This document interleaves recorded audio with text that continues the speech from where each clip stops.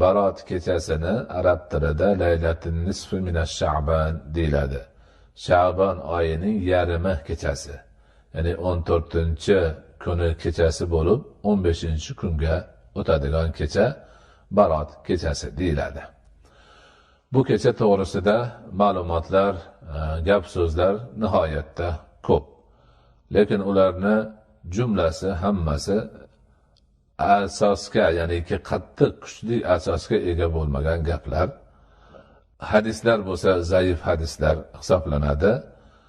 Shuning uchun bu kechani ibodat bilan o'tkazgan yaxshi.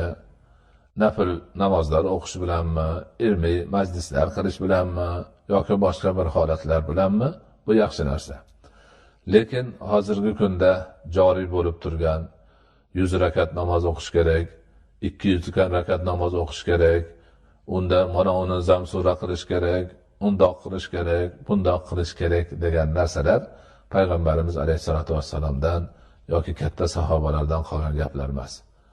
Keyinchalik ba'zi bir odamlar o'zlari qilgan bo'lishi mumkin, lekin bu shariat emas. Bu buyruq emas. Qilmagan odam u bo'ladi, bu bo'ladi degan narsa emas. Savob umrida bo'lgan odam qilsin, faqat shariatning hududida nafl ibodatlar, boshqalar duolar qilsa o'zini ishi. Lekin haddan oshirib yuqoriga chiqarib yubormaslik kerakligini ulamolarimiz doimiy ravishda ta'kidlab kelishadi.